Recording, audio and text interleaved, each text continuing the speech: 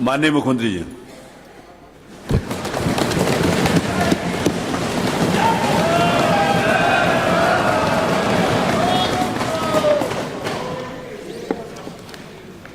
अध्यक्ष जी,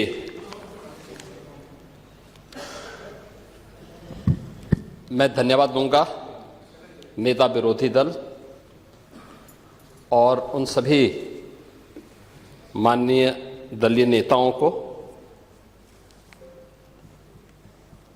जिन्होंने इस अनुपूरक बजट पर अपने विचारों से सदन को अवगत कराया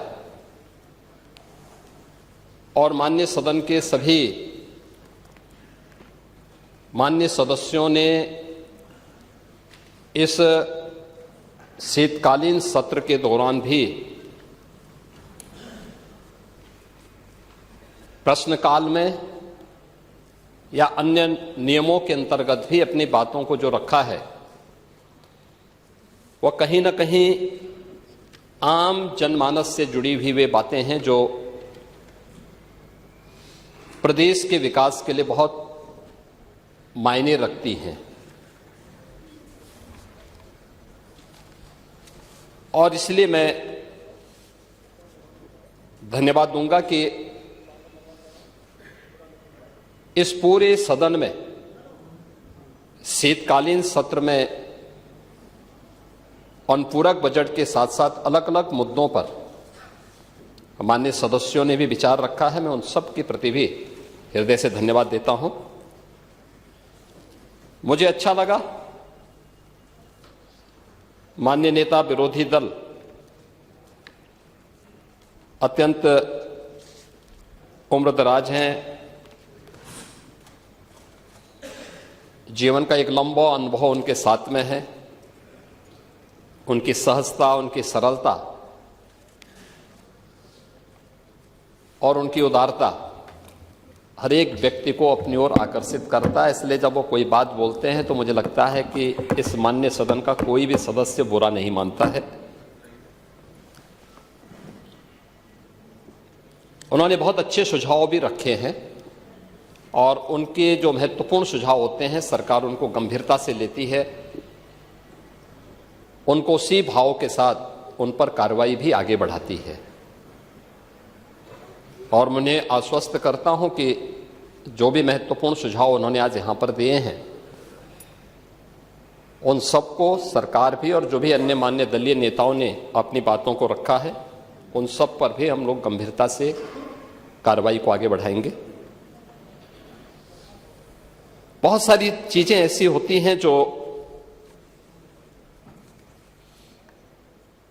अक्सर होता है कि स्वाभाविक रूप से विरोधी पक्ष में है तो उनको सरकार के हर अच्छे कार्य की भी आलोचना करनी ही है, क्योंकि अन्यथा विरोध में रहने का भी औचित्य नहीं रहेगा। लेकिन कुछ चीजें जरूर हैं और वह ये कि मैं विरोधी दल को इसके बारे में अवश्य कहना चाहूंगा।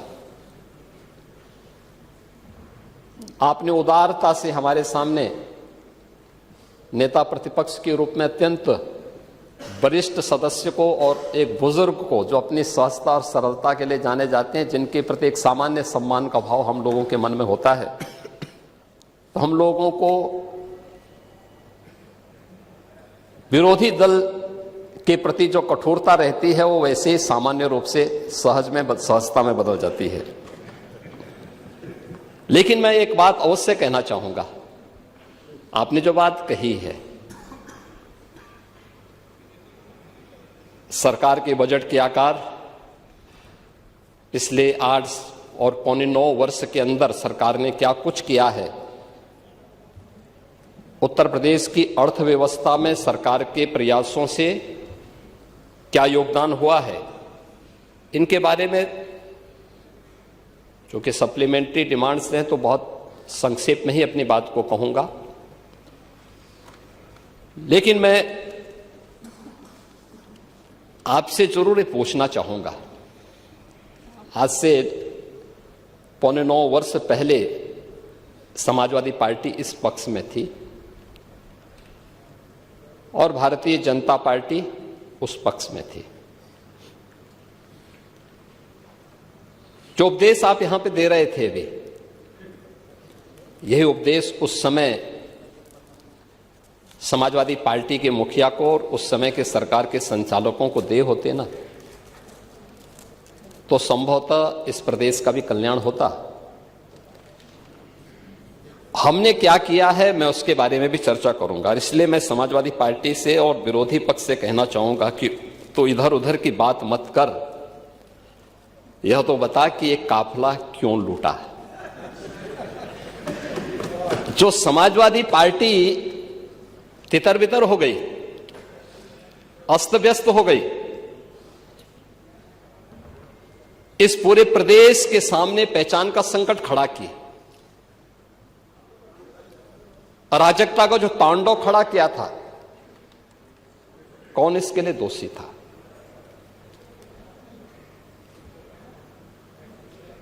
और मैं धन्यवाद दूंगा कि आपने बहुत सारी चीजों को स्वीकार किया कि हां अच्छा हुआ है, जैसे दुर्दांत माफिया और अपराधियों के प्रति सरकार की क्या नीति होनी चाहिए और सरकार ने वह करके भी दिखाया।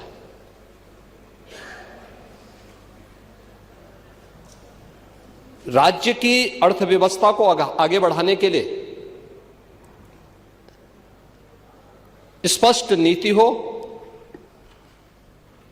और उन्हें लागू करने की दृढ़ इच्छा शक्ति हो तो परिणाम लाए जा सकते हैं। 4 आयाम उसके हैं और उन चारों आयामों पे सरकार ने किस रूप में कार्य किया है। कोई व्यक्ति हो, समाज हो, संस्था हो, इन सबको सबसे पहले चाहिए सुरक्षा। सुरक्षा का एक बेहतरीन वातावरण हो, कानून का राज हो, हर व्यक्ति के मन में सुरक्षा का एहसास हो, हर बेटी, हर व्यापारी अपने आप को सुरक्षित महसूस करे।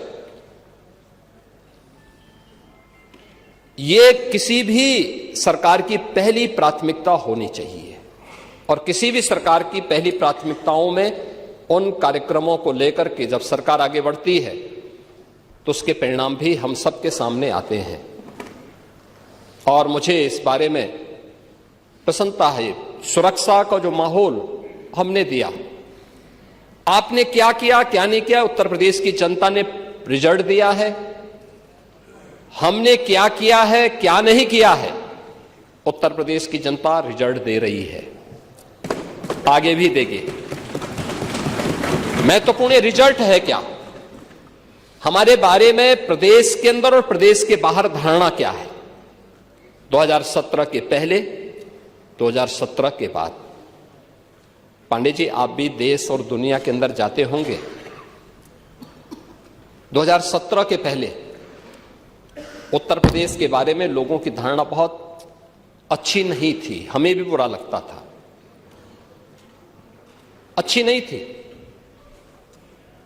आज इस पक्ष के लोग या उस पक्ष के लोग, कोई भी बाहर जाता होगा,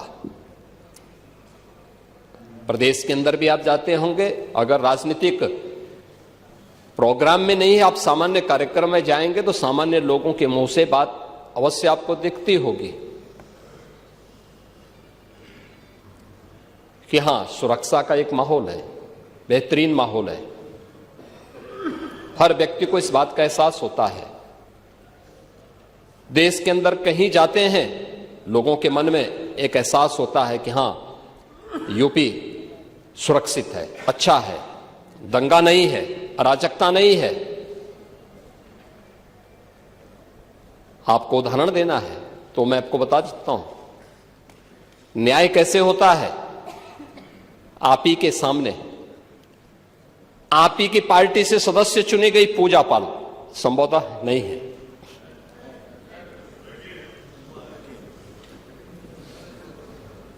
आपकी सदस्य थी, आपने उन्हें न्याय नहीं दिला पाए, नहीं दिला पाए, क्योंकि हिम्मत नहीं थी। माफिया के सामने झुकना मजबूरी थी। आप उन गुंडों और माफियाओं के सामने एक गरीब बेटे को न्याय नहीं दे सकते थे। आप बात तो पीडीए की करते हैं, क्या वो पीडीए की पार्ट नहीं थी?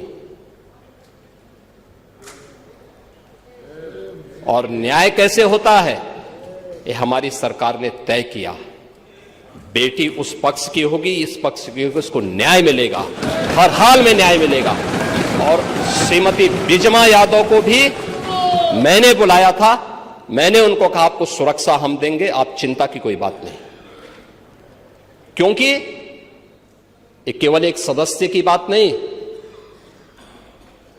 आपके और मेरे समर्थक की बात नहीं, सत्ता पक्ष और विपक्ष के समर्थकों की बात नहीं, प्रदेश की सुरक्षा का मामला है। प्रदेश की बेटी, प्रदेश की बहन और प्रदेश के हर व्यापारी को और हर नागरिक को सुरक्षा की गारंटी मिलनी चाहिए। ये सरकार की प्राथमिकता में है। और दूसरा जो आपने कहा है, कब्जा करने की प्रवृत्ति, मैं आपको इस बात के लिए आश्वस्त करता हूं, कब्जा कोई भी करेगा, किसी भी स्मारक पर, किसी भी पौराणिक स्थल पर, वो कोई भी होगा, उसको छोड़ूंगा तो नहीं। आपके जिले में भी कुछ लोग कब्जा करना चाहते हैं, तो लोग बहुत चिल्लाते हैं। आपने अभी गांधी स्मारक से जुड़े हुए किसी एक मेरठ के स्थल का नाम बताया है, हम इसकी जांच करवाएंगे, पूरी रिपोर्ट लेंगे। और कहां खादी उद्योग का होगा। और आपके जिले में भी गांधी स्मारक से जुड़े हुए एक स्थल पर कब्जा करने की प्रवृत्ति चल रही है। हां, देखिए, अवैध अतिक्रमण जो भी करेगा वह तो हटना चाहिए। देखो, एक सरकारी जमीन, सरकारी भूमि गरीब के लिए होनी चाहिए। देखिए, मुझे अफसोस हो रहा था जब यहां पे ग्रामीण अभिलेख से जुड़े हुए एक बिल को प्रस्तुत किया गया, समाजवादी पार्टी ने उसका विरोध किया। देखिए, पहली बार हुआ है, और इस पूरे सदन को प्रधानमंत्री मोदी जी के प्रति आभार व्यक्त करना चाहिए कि आजादी के बाद पहली बार एक गरीब को, जहां पर आबादी की भूमि पर उसका मकान बना है, उसका अभिलेख उसके नाम पर पहली बार हुआ है। और पूरा देश प्रधानमंत्री मोदी जी के प्रति ग्रामीण अभिलेख से संबंधित एक संशोधन विधेयक हम लोग इस सदन में लेके आए थे। मैं सदन के प्रति आभार व्यक्त करूंगा कि सदन ने पास किया, लेकिन समाजवादी पार्टी ने प्रश्न खड़ा किया। यह अभिलेख उन्हीं गरीबों के लिए है कि जहां पर जिस गरीब का आवास होगा, आबादी की लैंड होगी, तो उस गरीब की परिवार की महिला सदस्य के नाम पे वो दर्ज होगा और उसका मालिकाना अधिकार उसको मिलेगा। उसके नाम पे वो बैंक से जाके कर्ज भी ले सकती है। लेकिन अगर उस आबादी की लैंड पर या किसी सरकारी लैंड पर कोई माफिया कब्जा करके जबरदस्ती उसको मॉल बना करके या कोई वसूली का अड्डा बना करके उसके माध्यम से अनैतिक और अवैध गतिविधियों का संचालन करके कोई छांगुर जैसा व्यक्ति वहां पे अनैतिक गतिविधियों का संचालन करेगा, तो उसमें बुलडोजर भी चलेगा, उसको भी कोई रोक नहीं सकता। और इसलिए सुरक्षा का यह वातावरण हर व्यक्ति के लिए आवश्यक है। और उस सुरक्षा का वातावरण ने परसेप्शन बदला है यूपी का। पूरे यूपी की सुरक्षा के इस वातावरण पर आज हर व्यक्ति कह सकता है कि आज यूपी में इन्वेस्टमेंट आ रहा है। मैं उस पर भी चर्चा करूंगा।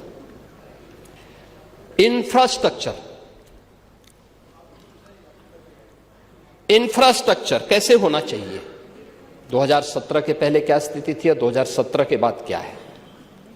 17 के पहले गड्ढा युक्त सड़कें थी। मेट्रो के नाम पर मजाक बनाया हुआ था। रेलवे के नेटवर्किंग के लिए केंद्र सरकार के साथ समन्वय नहीं था। आपकी मजबूरी होती है तो आप कांग्रेस के साथ गठबंधन कर लेते हैं, अन्यथा जब कांग्रेस में यूपीए की गवर्नमेंट केंद्र में थी और प्रदेश में समाजवादी पार्टी की सरकार थी, तब भी कैसे संबंध थे आप लोगों के। यानी मजबूरी के नाम आपके संबंध थे, अन्यथा आप लोग किस प्रकार की अराजकता फैलाते थे किसी से छुपा हुआ नहीं है। लेकिन इंफ्रास्ट्रक्चर कैसे होना चाहिए। 17 के पहले यूपी में 1.5 एक्सप्रेसवे थे और आज उत्तर प्रदेश के अंदर 22 एक्सप्रेसवे, और देश के अंदर अगर ये सभी 22 के 22 बन जाएं तो 60% एक्सप्रेसवे पर अकेले यूपी का कब्जा होगा। अकेले यूपी, देश के अंदर जितने एक्सप्रेसवे होंगे उनमें 60% यूपी के पास। रेलवे का सबसे बड़ा नेटवर्क आज के दिन पर यूपी में है, 16,000 किलोमीटर का। इंटर स्टेट कनेक्टिविटी 4 लेन की,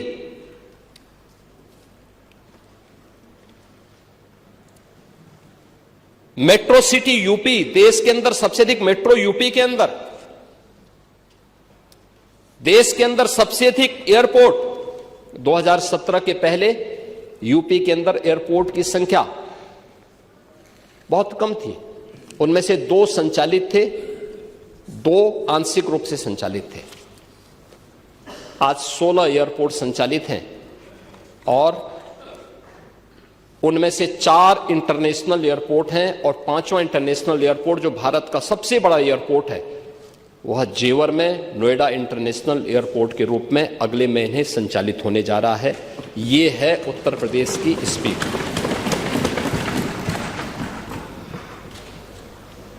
देश की पहली रैपिड रेल आज यूपी के अंदर चल रही है। देश का पहला वाटरवे यूपी के अंदर संचालित हो चुका है। ये प्रयागराज से हल्दिया के बीच में, वाराणसी हल्दिया के बीच में संचालित है। इसे प्रयागराज तक और फिर बलिया से अयोध्या तक इसको एक्सटेंड करने का एक कार्यक्रम चल रहा है। लेकिन यह सरकार की इच्छा शक्ति पर होता है। सरकार करना चाहिए तो हो सकता है, लेकिन जब सरकार नहीं करना चाहेगी, और इसीलिए मैं आपसे कहना चाहूंगा कि आप लोग बात बड़ी बड़ी करते हैं, लेकिन ये जो बड़ी बड़ी बातें आप लोग करते हैं ना, ये समाजवादी पार्टी का अहंकार है। जब व्यक्ति में अहंकार आता है तो कहता है कि मैंने ये कर दिया, लेकिन जब इसीलिए कोई आपको सम्मान नहीं देता समाजवादी पार्टी को। 17 के पहले प्रदेश के सामने ये पहचान के संकट से प्रदेश तरसता था समाजवादी पार्टी के कारण, लेकिन आज हर उत्तर प्रदेश वासी सम्मान इसलिए प्राप्त कर रहा है क्योंकि काम सरकार की एक टीम कर रही है, परिणाम है, लेकिन दुनिया कह रही है कि यूपी के अंदर अच्छा हो रहा है, तो पूरा उत्तर प्रदेश सम्मान प्राप्त कर रहा है। यानी अहंकार तब आता है जब कहते हैं कि साहब इस हमने ये कर दिया, लेकिन सम्मान तब पाते हैं जब दुनिया कहती है कि आपने अच्छा कर लिया। और आज दुनिया कह रही है कि यूपी ने अच्छा किया है, अच्छा कर रही है, हर एक मामले में अच्छा कर रही है, लेकिन इंफ्रास्ट्रक्चर के मामले में भी ये अच्छा यूपी के अंदर है। एम्प्लॉयमेंट, आप एम्प्लॉयमेंट की बात कर रहे थे, आपने शिक्षाविद भरे तो थे लोक सेवा आयोग में भी और शिक्षा आयोग में भी, क्या क्या कारनामे किए थे उन्होंने, क्या क्या कारनामे किए थे। जो हाई स्कूल 3rd डिवीजन था, इंटरमीडिएट 3rd डिवीजन था, आयोग का अध्यक्ष हो गया था। जो उसका अयोग्य, जो उसके लिए एलिजिबल नहीं था, उसको आपने आयोग का अध्यक्ष बनाया था और क्या क्या गुल खिला रहा था। यूपी के नौजवानों के साथ खिलवाड़ इस समाजवादी पार्टी से ज्यादा किसने किया है? आज मैं कह सकता हूं, भर्ती जितनी पारदर्शिता के साथ हुई है, 8.25 वर्ष सरकार को होने जा रहे हैं, कल 8.25 वर्ष सरकार को होंगे पांडे जी, और 8.25 वर्ष में 9 लाख सरकारी नौकरी उत्तर प्रदेश के नौजवानों को बिना किसी घूसखोरी के प्राप्त हो जाए।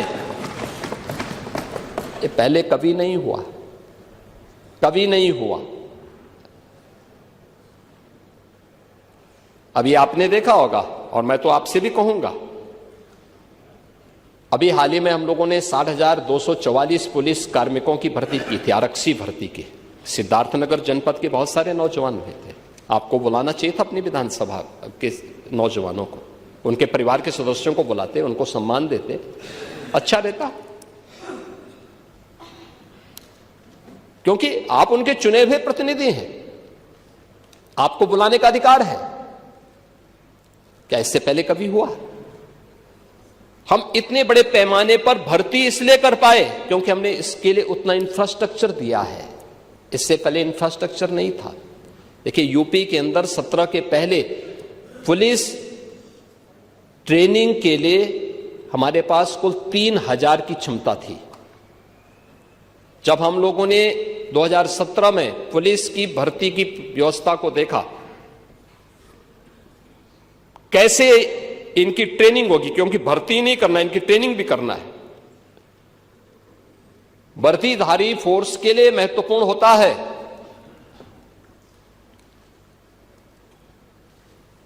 कि जितनी अच्छी ट्रेनिंग होगी, यानी ट्रेनिंग के दौरान जितना पसीना बहेगा उतना ही सेवा के दौरान खून नहीं बहेगा। ये किसी भी यूनिफॉर्मधारी फोर्स के लिए महत्वपूर्ण होता है। इसमें ट्रेनिंग में आपने ट्रेनिंग की पीरियड को कम कर दिया था, 6 साल से लेकर के, यानी 9 महीने से घटा करके 6 महीने कर दिया था। और भर्ती के लिए योग्य नौजवान को प्राथमिकता नहीं देते थे। और शिवपाल जी तो उसके मास्टर हैं, इनकी तो पीएचडी ही इसमें है। पूरी भर्ती की प्रक्रिया को तार तार हर व्यक्ति बेहाल था। आज उत्तर प्रदेश का नौजवान नौकरी प्राप्त कर रहा है। क्या शिक्षा में, क्या उत्तर प्रदेश लोक सेवा आयोग में, क्या अधीनस्थ सेवा चयन आयोग में, क्या पुलिस भर्ती बोर्ड में। और भर्ती की इस प्रक्रिया को ही पारदर्शी बनाने के लिए हम लोगों ने हरेक स्तर पर उस प्रकार के तंत्र को विकसित किया है। और इसीलिए शिक्षा आयोग में भी उत्तर प्रदेश के रिटायर्ड डीजीपी को बिठाया है कि जैसे माफिया की कमर तोड़ी गई है, नकल माफिया की कमर को भी वहां बैठ करके ऐसे तोड़ना है। क्योंकि नकल माफिया आदत तो आप लोगों ने खराब की थी, लेकिन उनकी आदत को सुधारने का काम, क्योंकि जब भी कोई हैंकड़ी दिखाता है तो उसकी हैंकड़ी को ठीक करने का काम भी सरकार का होना चाहिए। और यही हमारे पद की शपथ भी है। एक सज्जन को सुरक्षा, लेकिन दुर्जन को ठिकाना लगाने का काम। परित्राणाय साधूनाम विनाशाय च दुष्कृताम, यही तो है। और इसी के लिए बैठे हैं, भजन करने के लिए थोड़ा बैठे हैं। भजन करना तो हमारे पास मठ पर्याप्त है, उसी में कर लेते हैं। और इसीलिए आए हैं। इंफ्रास्ट्रक्चर के साथ साथ एम्प्लॉयमेंट के भी अलग अलग तरीके हैं। सरकारी नौकरी के साथ साथ प्रदेश के परंपरागत उद्यम में भी एमएसएमई का एक बहुत बड़ा सेक्टर, ये केवल हमने नहीं तैयार किया, पहले से सैकड़ों वर्षों से है, अलग अलग जनपद से। अब आप ही के यहां काला नमक चावल होता है, ये हमने थोड़ा पैदा किया, भगवान बुद्ध के समय से। लेकिन आप कुछ नहीं कर पाए। हमने उसकी ब्रांडिंग की, उसकी पैकेजिंग की, अब उसको एक्सपोर्ट भी करवा रहे हैं। अरे सब हो रहा है, सारे लोग खाते हैं। अब मैं क्या कह रहा हूं, आप नहीं बेच पा रहे हो, लेकिन ये सब जगह हो रहा है, सब जगह हो रहा है। और साई जी भी बोलेंगे, अब होता है कि नहीं होता है? क्यों आप खिलाइए उनको चावल, क्यों नहीं खिलाते हैं? देखो साही जी और खन्ना जी, अरे नौगढ़ आएंगे ही, आए रहे हैं। देखो साही जी की एक खूबी है, और प्रदेश के अंदर किसी जनपद में जाते हैं तो सबसे पहले पूछते हैं क्या खाने की अच्छी चीज क्या है। और देश के अंदर भी जाते हैं तो सबसे पहले पूछते हैं कि भाई खाने की अच्छी चीज क्या है। और मैं एक बार वाराणसी गया, संजोग से भी मेरे साथ थे, तो बीएचयू के सामने से चल रहे थे मेरे सामने, तो वहां के ढाबे बंद होने लगे। मैंने कहा क्यों? कहा कि साईं जी जब यहां पढ़ते थे तो हम लोग पहले ढाबा बंद कर देते थे। तो ये स्वयं उसके प्रति सजग हैं, और उन्होंने काला नमक चावल को आपके यहां की एक स्पेशल ब्रांड बनाई है। और मैं तो चाहूंगा कि एक बार साही जी स्वयं काला नमक चावल की खीर पांडे जी को भी खिला दें। तो आप अपने आप बुलाइए ना एक बार। लेकिन आपकी सरकारें जब थी तब आप कुछ नहीं कर पाए, नहीं कर पाए ना। और ऐसे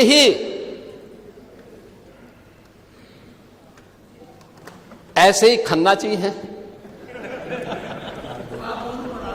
अब ये खन्ना जी कहते थे, परसों हमारी एक बैठक चल रही थी, उसमें कह रहे थे कि मुझे रात्रि को बहुत गर्मी लग रही थी। तो टेम्परेचर बाहर जो है 3-4 डिग्री था। मैंने कहा भी आपको गर्मी लग रही होगी, लेकिन पहले बैठक तो कर लीजिए आप।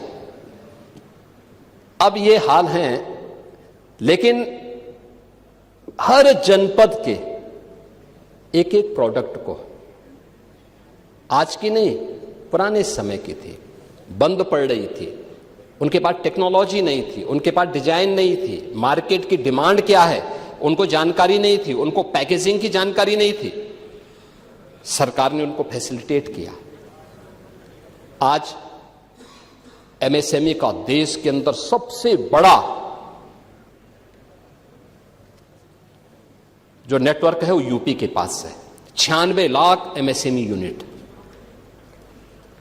लगभग 1.25 करोड़ लोग, अकेले 2 करोड़ परिवार केवल एमएसएमई यूनिट के माध्यम से अपनी आजीविका का उपार्जन कर रहे हैं। 2 करोड़ से अधिक का एक्सपोर्ट यूपी करता है अपने एमएसएमई यूनिट से दुनिया के बाजारों में यहां का सामान भेज करके। ये काम 17 के पहले भी हो सकता था, इच्छा शक्ति नहीं थी, नहीं थी ना। नहीं, दंगा तो आप लोग, आपकी नीतियां दंगा कराते थे, दंगा तो आप ही लोग कराते थे। दंगाइयों को और तो इसीलिए मैं कह रहा हूं, दंगा तो आप ही लोग कराते थे। और नहीं, खुरापात नहीं करते थे, खुरापात को ठीक करवाते थे, उसकी डेंटिंग पेंटिंग करवाते थे थोड़ा। लेकिन यह एमएसएमई सेक्टर में और इन्वेस्टर समिट कैसे प्रदेश के अंदर एम्प्लॉयमेंट के लिए हुआ। माननीय अध्यक्ष जी, आप औद्योगिक विकास के मंत्री थे, और उस समय जब पहली बार इन्वेस्टर समिट की बात आई थी, तो हम लोग जब मुंबई रोड शो में गए थे, कैसा वातावरण बना के रखा था यूपी के अंदर आप लोगों ने। जिस भी उद्यमी से मिलते थे वो कहता था साहब आप आए हैं, स्वागत है, लेकिन हम यूपी नहीं जाएंगे। क्यों नहीं जाएंगे? कहा हमने कसम खा रखी है, नहीं जाएंगे। ये वातावरण यूपी का था। किसके कारण? समाजवादी पार्टी के कारण, समाजवादी पार्टी की नीतियों के कारण। समाजवादी पार्टी की अराजकता और भ्रष्टाचार के कारण,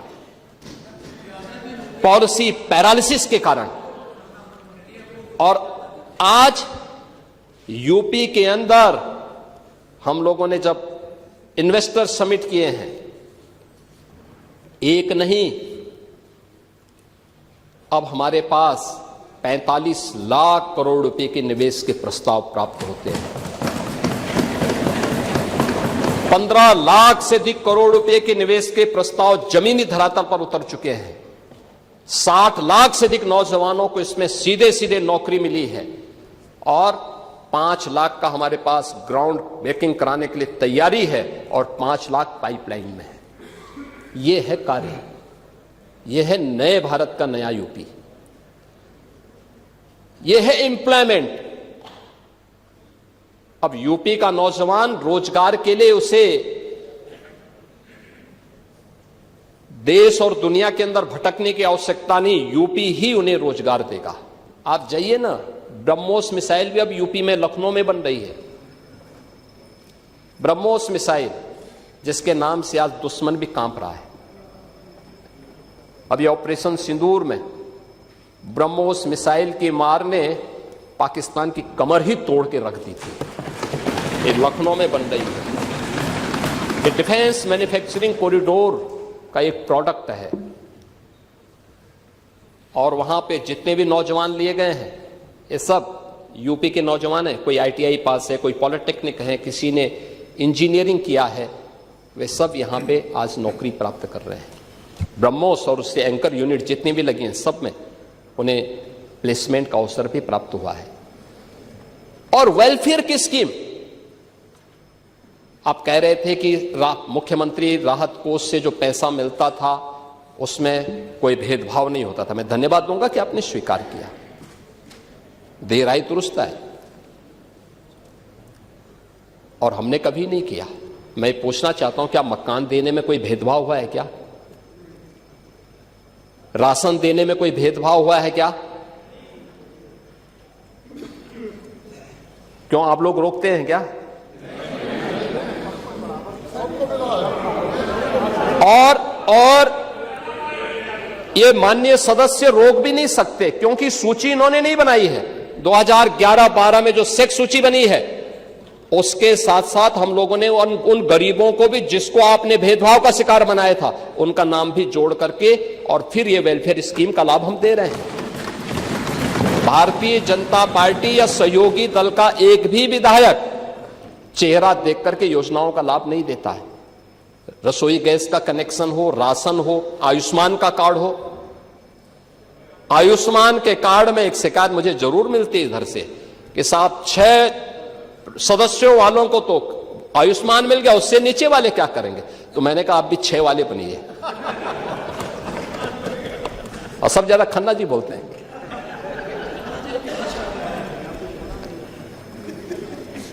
अब आपसे सीखें ना। लेकिन कभी नहीं भेदभाव हुआ है। और ऐसे ही सीएम रिलीफ फंड से पैसा देने में भी यह हमारे लिए पाप है, चेहरा देख करके योजनाओं का लाभ देना। उत्तर प्रदेश की 25 करोड़ की आबादी के कल्याण के लिए, उसकी सुरक्षा के लिए सरकार खड़ी है और बिना भेदभाव के योजनाओं का लाभ देगी। हाँ, उसमें भी दे रहे हैं। अभी त्वरित का पैसा इधर ही नहीं मिला तो उधर भी कहां से? सभी को मिलेगा, सभी को पैसा मिलेगा। और हमने तो पीडब्ल्यूडी में भी मांगा था। देखो पहली बार, पाणी जी कह रहे थे समीक्षा की बात, नियमित रूप से समीक्षा होती है, एक एक विभाग की समीक्षा होती है, एक एक कार्यक्रम की समीक्षा होती है। हर जिले के अंदर वहां का जो सीनियर जनप्रतिनिधि है, माननीय सांसद या प्रभारी मंत्री हर महीने जिले के अंदर जाकर के बैठक लेता है। सीनियर जो मेंबर ऑफ पार्लियामेंट है वहां पर दिशा कमेटी के माध्यम से उन योजनाओं को कैसे इंप्लीमेंट करना है इसकी भी समीक्षा होती है। उनकी रिपोर्ट शासन में आती है, फिर उसको विभागीय स्तर पर आगे क्रियान्वयन किस रूप में होना है इसके बारे में भी कार्रवाई आगे बढ़ती है। पीडब्ल्यूडी की बैठक की पूरी कार्य योजना मैंने स्वयं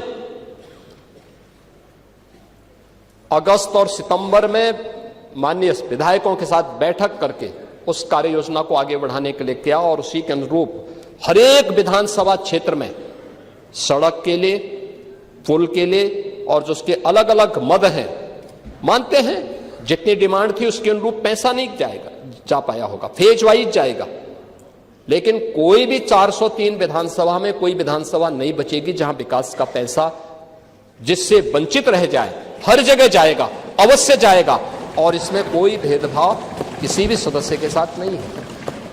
हां, सीएम रिलीफ फंड में हम लोगों ने एक नया संशोधन जरूर किया है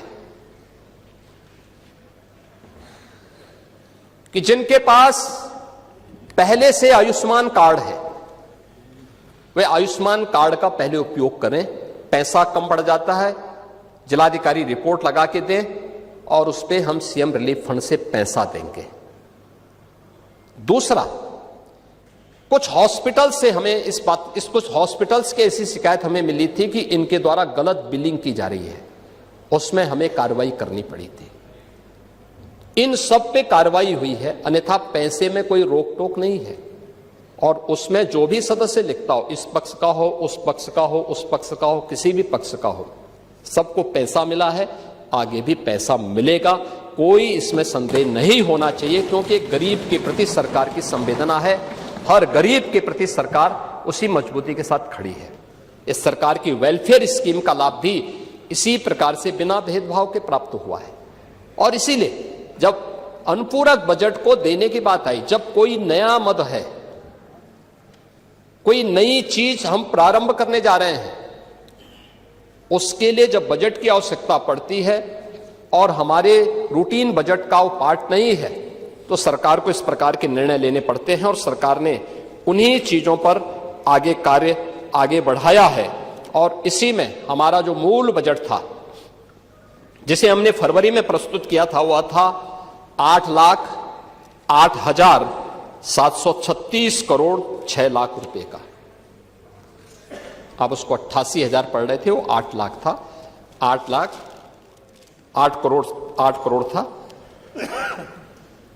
और हमने जो अपना अनुपूरक बजट प्रस्तुत किया है वह किया है 24,496 करोड़ 98 लाख का। ये हमने किया है, जिसमें जो धनराशि उन मदों के लिए जिसमें रूटीन बजट के लिए धनराशि नहीं थी, उसमें एक्सप्रेसवे के लिए, ऊर्जा के लिए, स्वास्थ्य से संबंधित जिन मदों के पे धन नहीं था उनके लिए, निवेश, नगरीय सुविधाओं के लिए, तकनीकी शिक्षा और महिला सशक्तिकरण के लिए जो धनराशि की आवश्यकता थी, उस पर हम लोग इस बजट को हम लोगों ने इसमें प्रस्तुत किया है। इसको लेंगे तो ये पूरा बजट हमारा अब बनकर के तैयार हो जाएगा। यह 8 करोड़ 33 लाख 233,233 करोड़ 4 लाख रुपए का यह हमारा टोटल बजट हो जाएगा वर्ष 25-26 का। मैंने आपसे इसी बात को कहा था कि हमें रिजल्ट पे ध्यान देना होगा। रिजल्ट क्या है? एक रिजल्ट तो मैंने बताया परसेप्शन के बारे में। ये 4 क्षेत्रों में जो कार्य किए गए, समान रूप से कार्य हुए हैं, उसके परिणाम आपके सामने हैं। और परिणाम क्या है? परिणाम ये है, उत्तर प्रदेश की अर्थव्यवस्था। आज जो हर व्यक्ति यूपी के अंदर निवेश करने के इच्छुक है, यूपी के बारे में अच्छी धारणा बनाया हुआ है, इसके पीछे उत्तर प्रदेश के अंदर हुए उन कार्यों की और डबल इंजन की सरकार की डबल स्पीड को अब वो यूपी के अंदर देख रहा है। परिणाम क्या है? आपने पॉलिसी पैरालिसिस के कारण यूपी को बीमारू राज्य बना दिया था। यूपी जैसा राज्य बीमार हो गया था, पहचान के संकट का मोहताज हो गया था। आज पॉलिसी पैरालिसिस नहीं है। आज हमारे पास 33 सेक्टोरल पॉलिसीज है, पिक एंड चूज नहीं है। इसमें आप आइए, निवेश करिए, सरकार के ये नियम हैं, सरकार इस पे इसके अनुरूप आपको ये सुविधा देगी। परिणाम है यूपी के अंदर निवेश आ रहा है। यूपी देश के अंदर एक ड्रीम डेस्टिनेशन बना है इन्वेस्टमेंट का। इसके परिणाम स्वरूप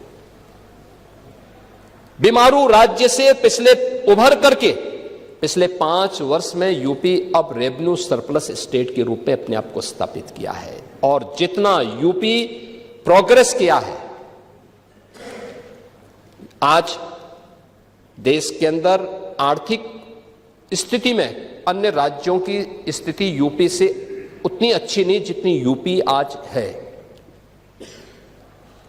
ये प्रयास से होता है, शुद्ध नियत से होता है, स्पष्ट नीतियों से होता है। उन नीतियों को जमीनी धरातल पर उतारने की इच्छा शक्ति से होता है। और उन कारणों से आज सरकार ने इन चीजों को आगे बढ़ाया है। आज हमें इस बात पर प्रसन्नता होती है कि हमारी सरकार ने उत्तर प्रदेश के पर लगे हुए बीमारू के कलंक से हमने इसको यूपी को मुक्त किया है। आज यूपी बीमारू राज्य नहीं है। गत 5 वर्ष से रेवेन्यू सरप्लस स्टेट के रूप में आज यूपी मजबूती के साथ, दमदारी के साथ आगे बढ़ रहा है। और डबल इंजन की, डबल स्पीड की सरकार भी पॉलिसी पैरालिसिस का शिकार नहीं है। हमारे पास अलग अलग सेक्टर की पॉलिसीज हैं। कोई भी निवेशक आएगा उसके लिए लैंड बैंक है, पॉलिसी के दायरे में आकर के निवेश कर रहा है। और सरकार ने उसको यहां पे एक गुड गवर्नेंस का एक माहौल भी दिया है, बेहतरीन सुरक्षा का माहौल दिया है। आज कोई गुंडा किसी इंडस्ट्रीज को फोन नहीं कर सकता, किसी व्यापारी से गुंडा टैक्स नहीं ले सकता, नहीं कर सकता। अगर करेगा तो उसको भी मालूम है कि इसके परिणाम क्या होंगे। कोई जानबूझ करके उलझेगा तो उसको ही मालूम है कि जानबूझ के उलझने का मतलब अब वह स्थिति नहीं है कि जब पुलिस आगे आगे दौड़ती थी और गुंडे उसको पीछे से दौड़ाते थे। अब वह यूपी नहीं है। अब ये वह यूपी है जो हर प्रदेशवासी को सुरक्षा की गारंटी तो देता है, लेकिन हर गुंडे को इसके लिए चेतावनी भी देता है कि सुधर जाओ, नहीं तो यमराज के यहां जाने के रास्ते भी खुले हुए हैं और यमराज का बुलावा आ जाएगा।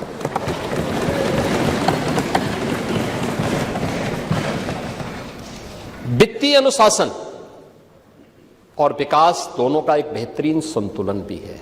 जो मैंने आपको बताया ना, रेवेन्यू सरप्लस है, ये वित्तीय अनुशासन का एक उदाहरण है। और विकास के लिए जो इंफ्रास्ट्रक्चर के साथ साथ वेलफेयर स्टेट के रूप में भी यूपी ने अपने आप को स्थापित किया, इसके भी उदाहरण है।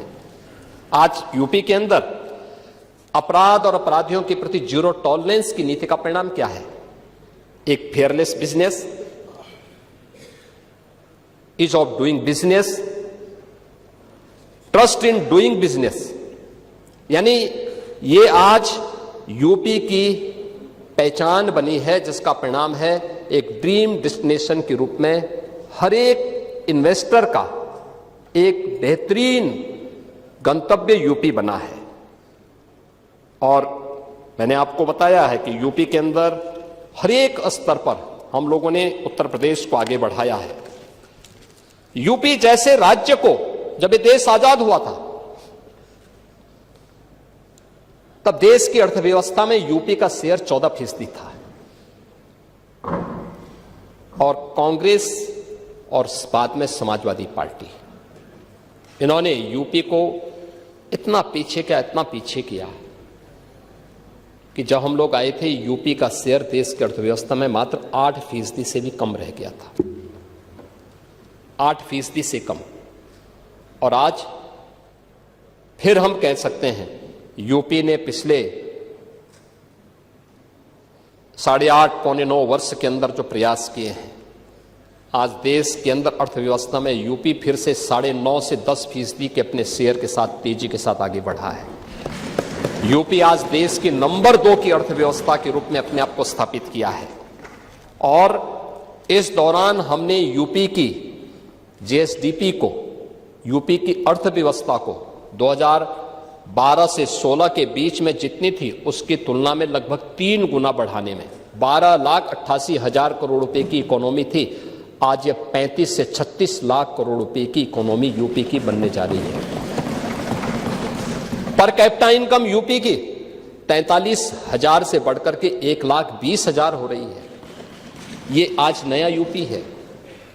सीडी रेशो यानी जितना पैसा यूपी का नागरिक यूपी के बैंकों में जमा करता था उतना पैसा यहां खर्च नहीं हो पाता था।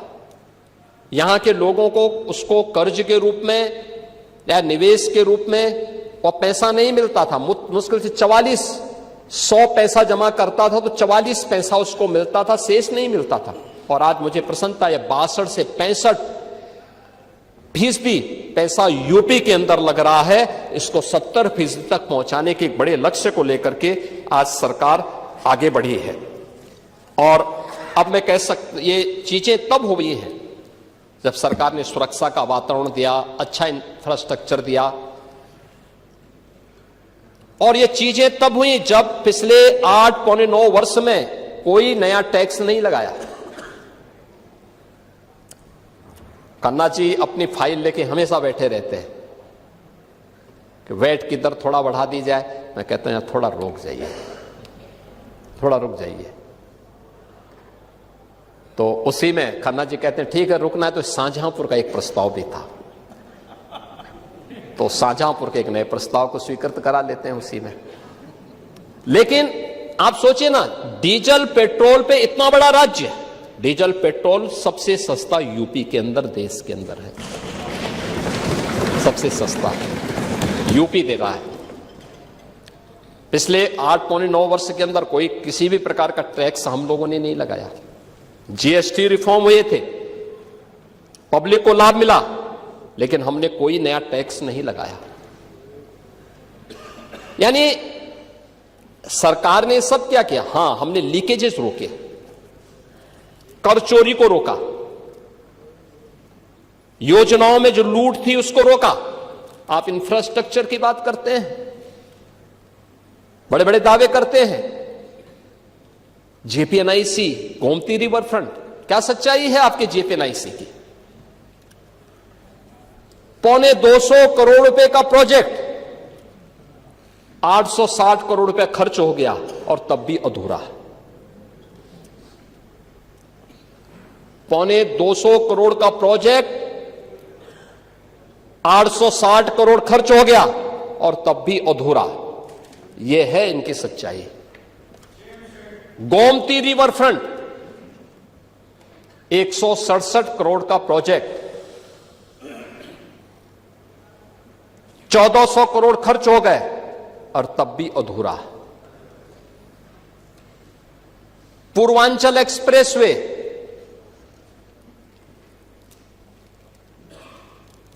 ईश्वर की बड़ी कृपा हुई कि तब तक आपकी सरकार जा चुकी थी और हमने फिर से उसका मूल्यांकन करवाया। इन्होंने 15,200 करोड़ रुपए के उसका केवल सिविल वर्क के लिए उसको तय किया था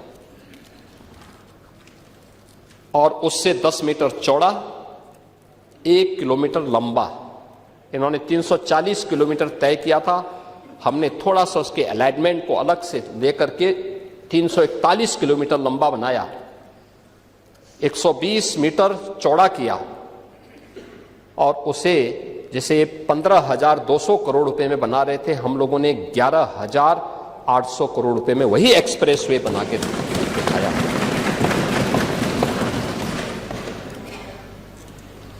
आगरा लखनऊ एक्सप्रेसवे अधूरा, लेकिन एक परिवार के लोगों ने अलाइनमेंट तय करने के पहले जमीनें खरीद ली थी। ये मजाक है देश के साथ में, प्रदेश के जनवासियों के साथ में। आपकी योजनाएं भ्रष्टाचार की भेंट इसलिए चलती थी क्योंकि नीयत साफ नहीं थी। नौजवान इसलिए नाराज था क्योंकि उसे मालूम था कि सूची तो पहले से ही आ जाती है, महाभारत के सारे रिश्ते निकल जाते थे, सूची पहले से निकल जाती थी। नौजवान ठगा का ठगा रह जाता था, उसको कुछ भी नहीं मिलता था। अन्नदाता किसान परेशान, योजनाओं का लाभ तो नहीं मिलता था। क्या होता था? उसके ट्यूबवेल की मोटर ही चोरी हो जाती थी।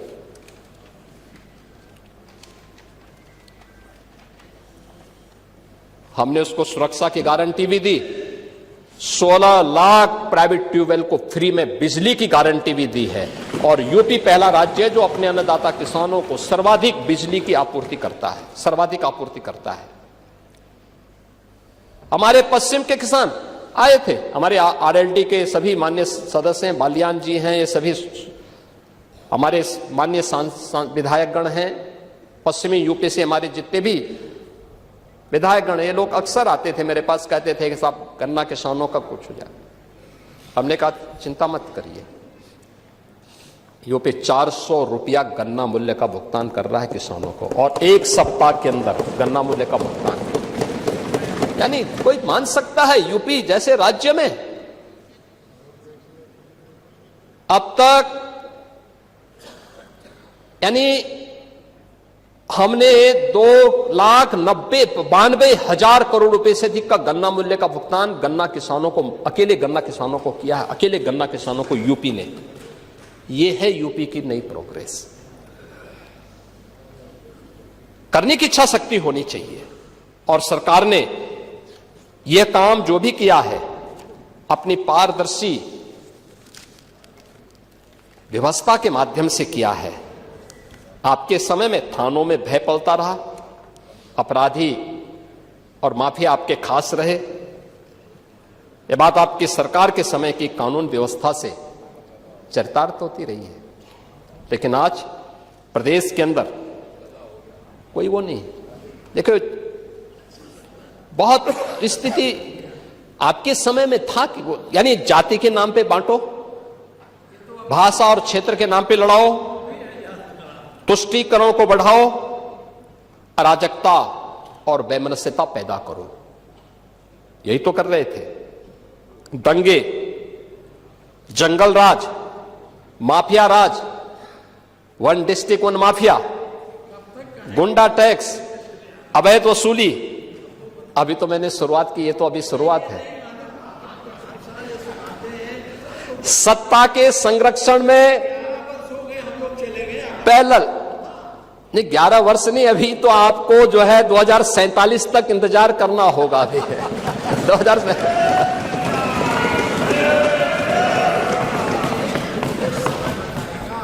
चाहे जो कहिए। आज यानी उस समय हरेक तबके में असुरक्षा का वातावरण था। प्रदेश की छवि अराजकता की थी, अस्थिरता की थी। और आज रूल ऑफ लॉ आज यूपी के अंदर है। कोई सांप्रदायिक दंगा नहीं है। दंगाई, ओह, दंगा कैसे होता है और दंगाई का उपचार कैसे होना है, हाँ, तो बरेली के मौलाना से पूछ लो। अब यहां न कर्फ्यू है न दंगा है, अब यूपी में सब दंगा है। यह है नया यूपी।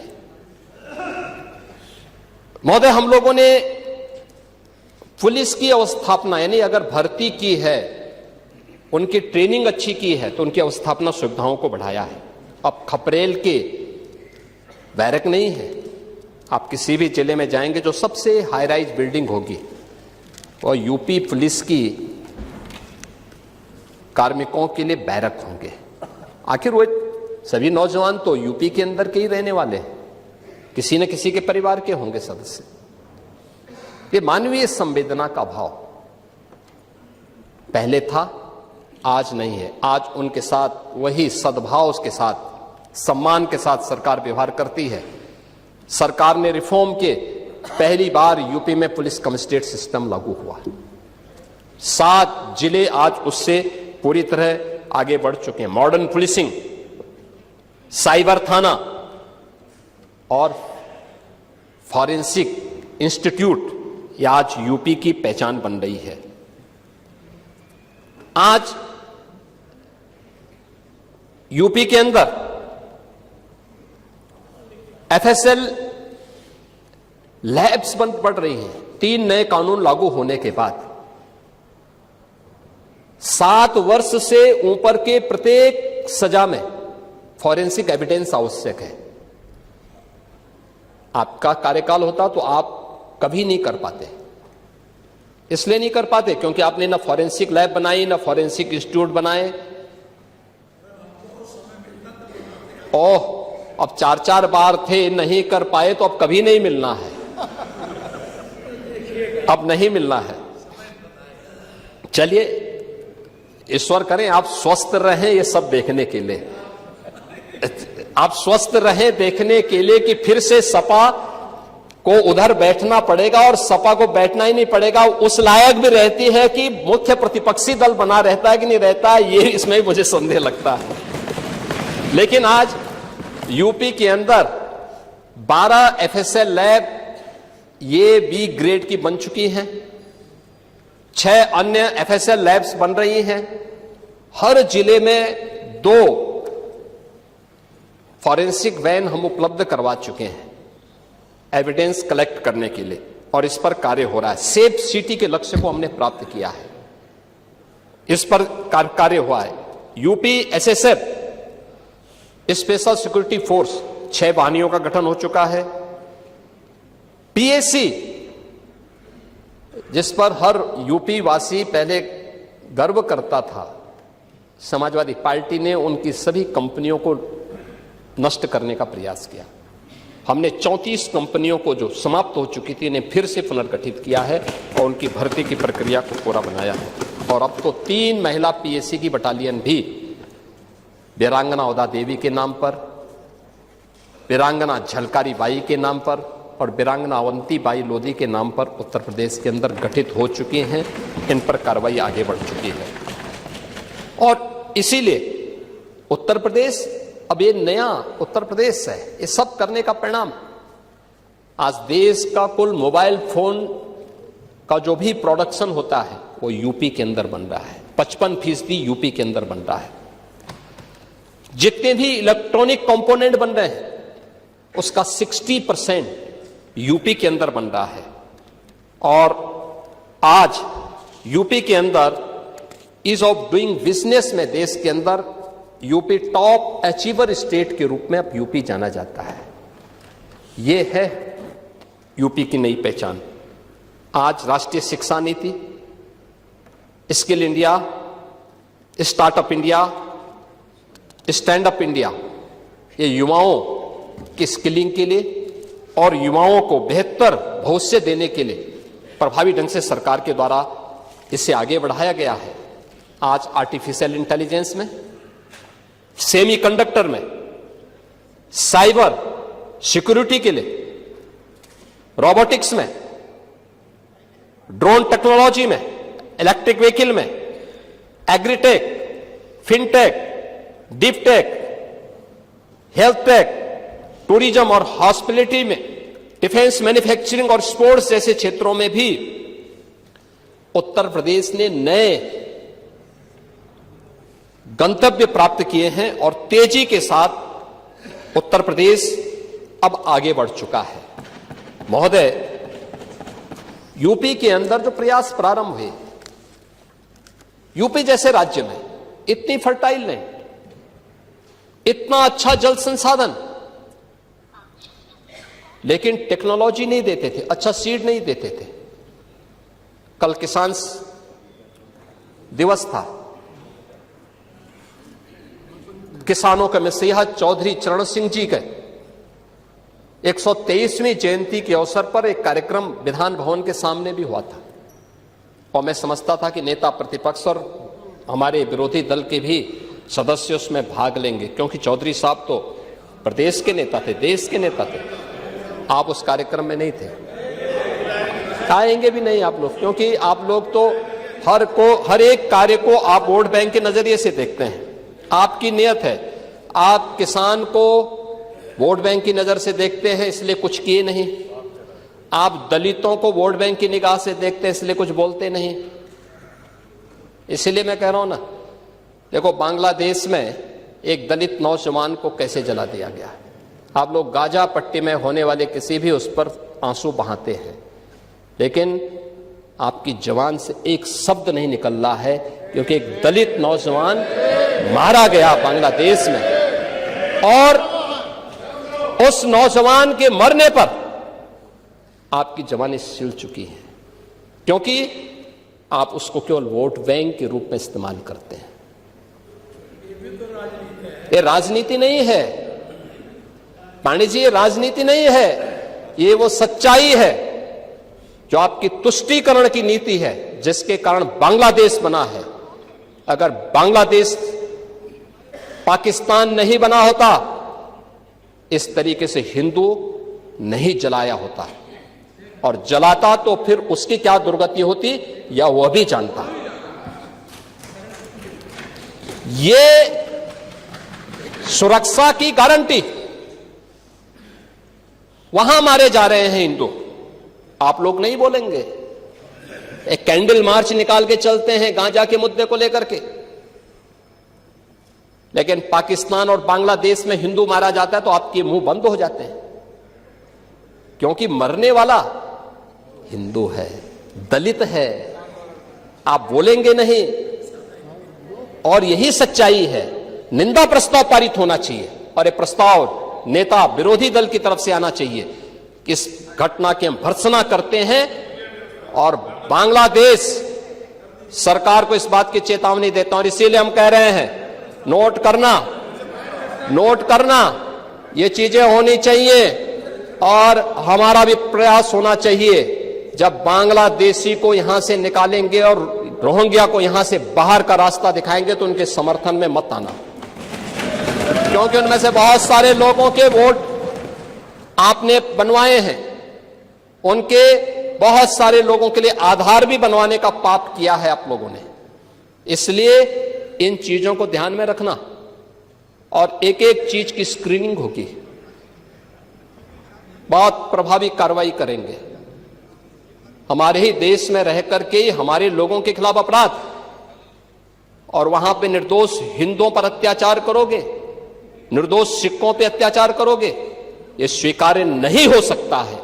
और यही आप करते हैं कि किसानों के बारे में भी आपका आचरण यही है।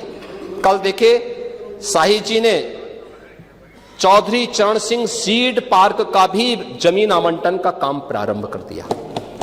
अच्छा, किसान को अच्छा बीज मिले, अच्छी तकनीक मिले, कम लागत में ज्यादा उत्पादन। आपके समय में क्या होता था?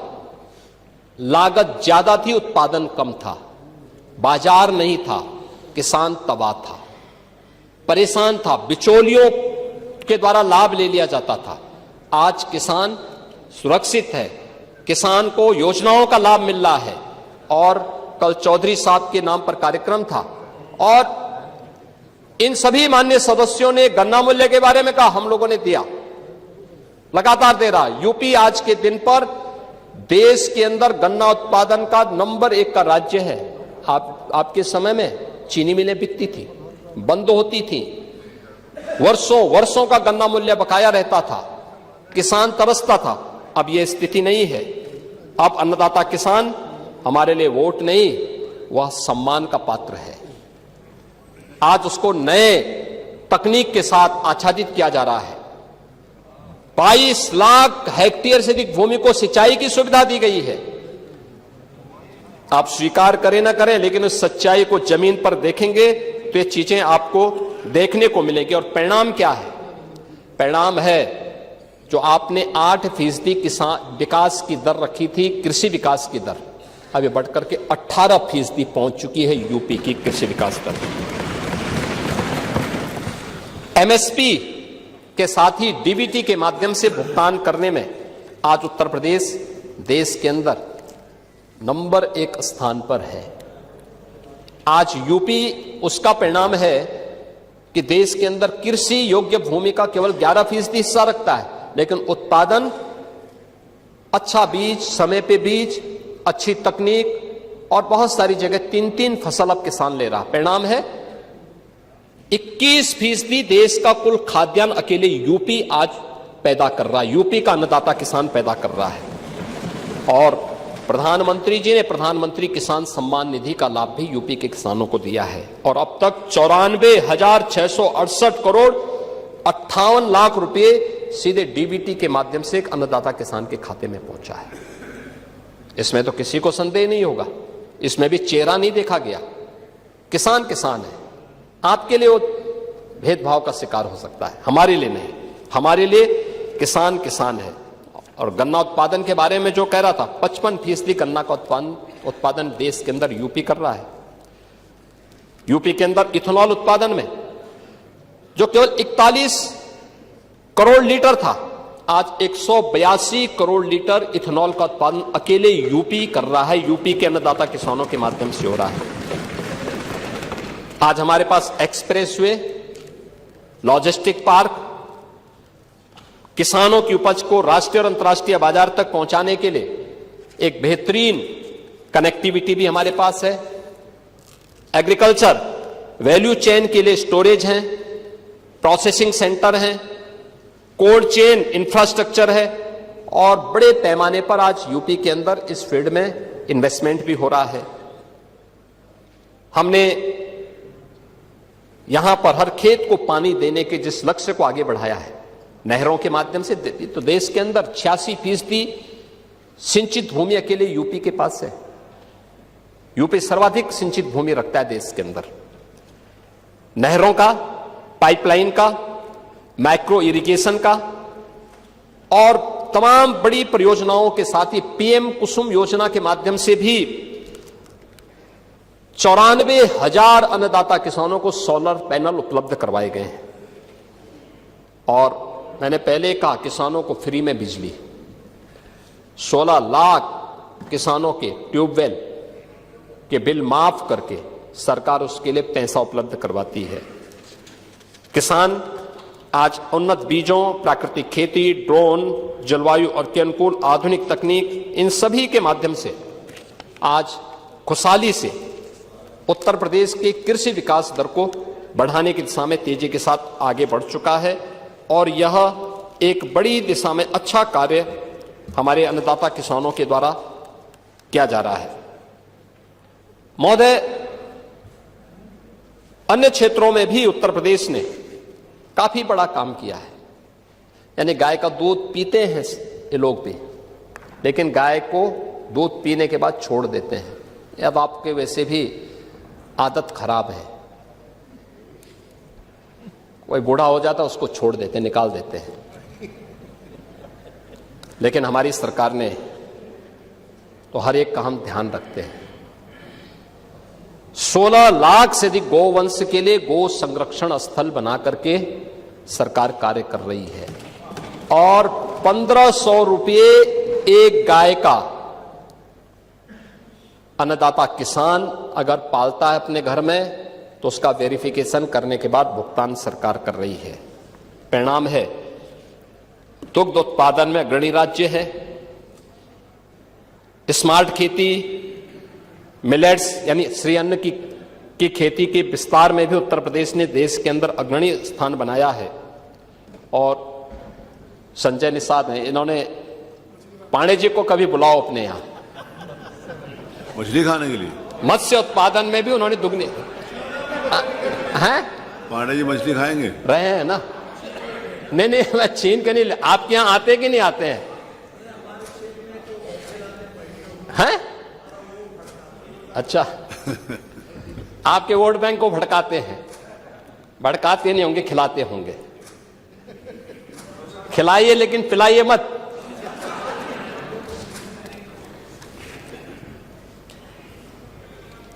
महोदय,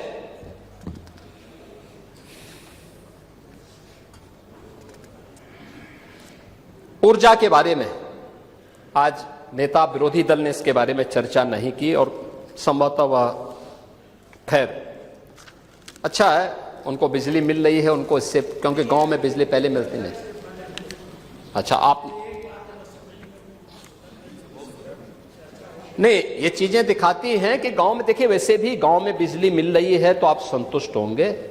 आप देखिए शिवपाल जी के बगल में बैठ जाते हैं, थोड़ा संगत का असर पड़ जाता है, लेकिन वैसे आप सच बोलते हैं।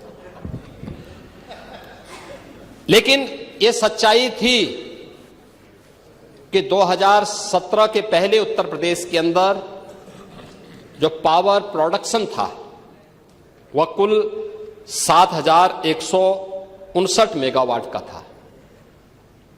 आज 11,595 मेगावाट का उत्पादन अकेले यूपी के अंदर, हम लोग यहां पर यूपी के अंदर पावर जनरेट कर रहे हैं।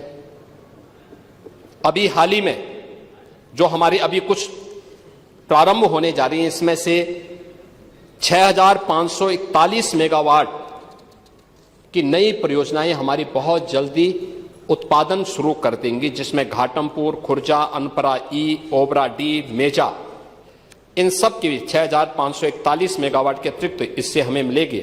यानी आने वाले समय में अकेले यूपी 18,136 मेगावाट बिजली का उत्पादन करेगा। पीएम सूर्य घर मुफ्त बिजली योजना में 1 गीगावाट की सोलर क्षमता हम लोगों ने हासिल की है और यूपी देश के अंदर अग्रणी राज्यों में इसमें है, जिसमें सोलर पैनल किसी भी घर में लगेगा तो उस घर की बिजली का खर्चा आधे से भी कम हो जा रहा है। अगर वो व्यक्ति उसको ठीक ढंग से देखभाल कर लेगा तो बहुत अच्छे ढंग से इसको आगे बढ़ाने में सरकार आगे कार्य कर रही है। सुरक्षा का परिणाम है कि जो पहले वोमेन फोर्स, महिला जो शक्ति थी, ये जो काम करती थी पहले, कामकाजी महिलाओं को काम करने का जो पहले स्कोप था 17 के पहले, वो केवल 13% था। आज उसका शेयर उत्तर प्रदेश के अंदर बढ़कर के 35% से अधिक हुआ है, 36% के आसपास हुआ है। और सुरक्षा के बेहतरीन वातावरण का परिणाम है कि अब नाइट शिफ्ट में भी महिलाएं काम करने के लिए जा रही हैं, कहीं कोई सुरक्षा की कोई समस्या नहीं है। युवाओं के लिए एक नई स्कीम सीएम युवा उद्यमी के रूप में हम लोगों ने लागू की है और मुझे प्रसन्नता है कि 1,10,000 से अधिक युवाओं को अब तक इस योजना के माध्यम से हम लोगों ने गारंटी मुक्त और ब्याज मुक्त ऋण की सुविधा उपलब्ध करवाई है। आज प्रदेश में एक बेहतरीन स्टार्टअप का इकोसिस्टम भी खड़ा हुआ है।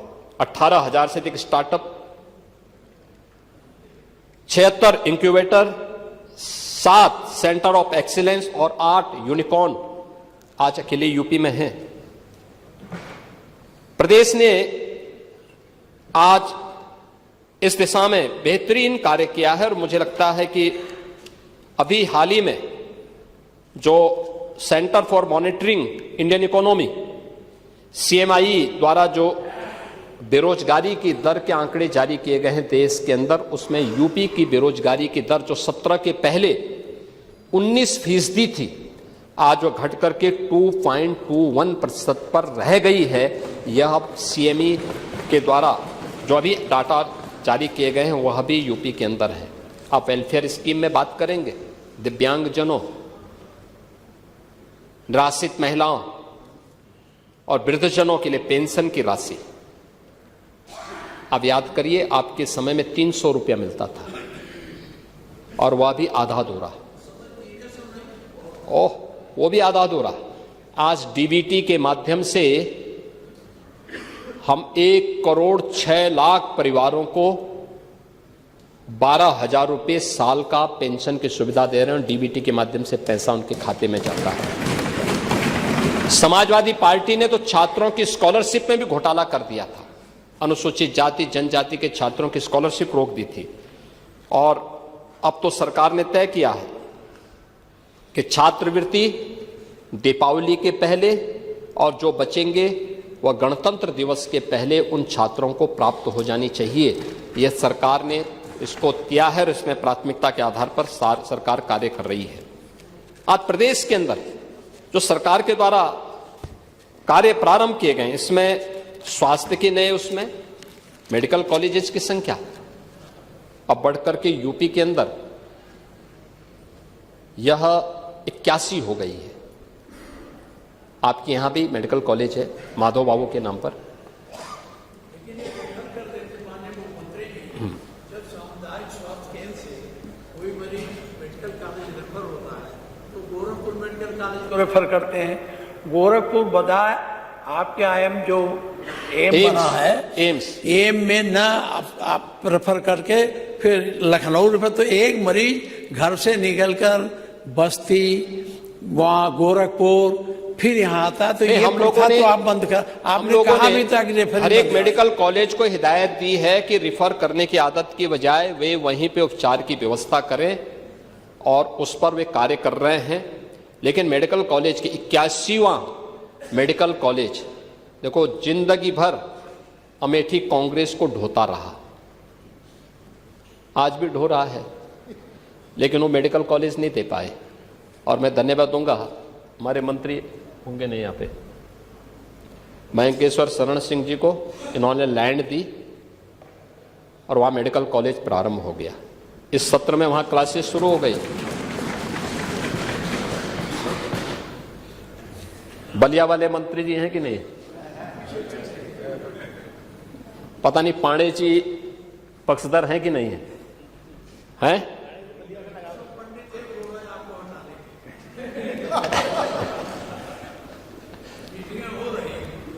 आपको धन्यवाद,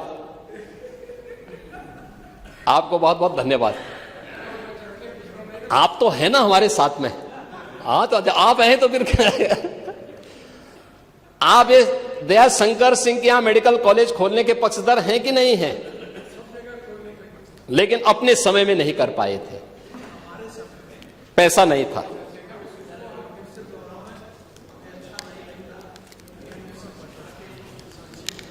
लेकिन इन सब पे भी हम लोग कार्य कर रहे हैं।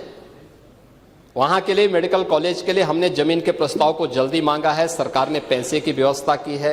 बलिया में भी मेडिकल कॉलेज हम लोग बनाने जा रहे हैं। इसके साथ ही प्रदेश के अंदर मैं धन्यवाद दूंगा एक अन्य बात के लिए, और वह कि पिछले सत्र में 13-14 अगस्त को इस माननीय सदन ने विकसित भारत विकसित उत्तर प्रदेश के मुद्दे पर यहां चर्चा की थी। बहुत रोचक चर्चा हुई थी, रात्रि भर चर्चा चली थी। इस चर्चा के बाद हम लोगों ने 300 प्रदेश भर के इंटेलेक्चुअल के साथ हम बैठे थे। फिर उन्हें हमें अलग अलग संस्थानों में हमने इसी मुद्दे पर चर्चा करने के लिए भेजा था। वे लोग अलग अलग संस्थाओं में गए थे। इसके बाद एक पोर्टल विकसित किया गया। हम लोगों ने इसी मुद्दे पर प्रदेश के लोगों से राय मांगी थी, और मुझे प्रसन्नता है कि अब तक उत्तर प्रदेश से 98 लाख लोगों ने हमें अपने सुझाव भेजे हैं विकसित उत्तर प्रदेश के बारे में। उनका विजन क्या है, कैसे हम इस लक्ष्य को प्राप्त कर सकते हैं, और 2047 में जो प्रधानमंत्री जी का विजन है विकसित भारत का, उस समय विकसित उत्तर प्रदेश कैसे बनेगा, इस मुद्दे पर वह विचार भी हमारे सामने आए हैं। और उन सब को लेकर के समय IIT कानपुर के साथ मिलकर के इस सेक्टर में हम लोग कार्य कर रहे हैं। महोदय, मुझे केवल एक बात आपसे कहनी थी, वह ये कि सरकार की इच्छा शक्ति बहुत साफ है। जो पहले दिन था वही आज भी है, और सरकार उसी दिशा में आगे कार्य भी कर रही है। और मैं इसीलिए कहूंगा कि सप्लीमेंट्री डिमांड्स में हम लोगों ने प्रदेश की आवश्यकता के लिए जहां आवश्यकता पड़ रही है वहां पे धनराशि, और सरकार अब ये नहीं देती है कि टोकन मनी के रूप में दे। क्योंकि मैं जब सत्र में आया था मैं देखता था समाजवादी पार्टी ने तमाम सड़कों को सैंक्शन किया था, लेकिन पैसा कितना दिया था? पता लगा कि 25 करोड़ की सड़क है, पैसा दिया था 1 लाख। अब मुझे बताइए 25 करोड़ की सड़क में 1 लाख से काम चलेगा? नहीं चल सकता है। ऐसे ही हम लोगों ने नहीं किया।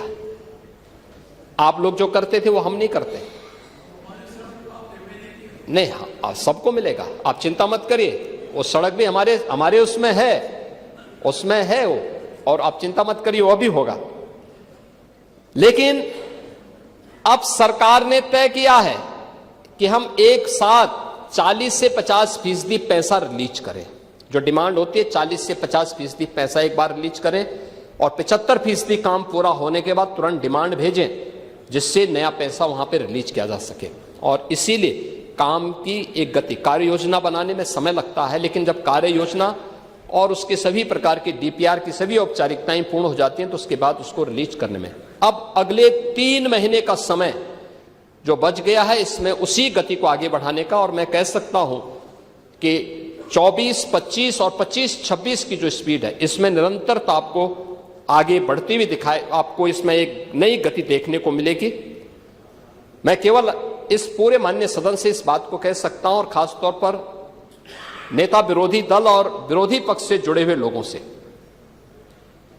कि आप अनावश्यक नकारात्मकता मत लेके आइए।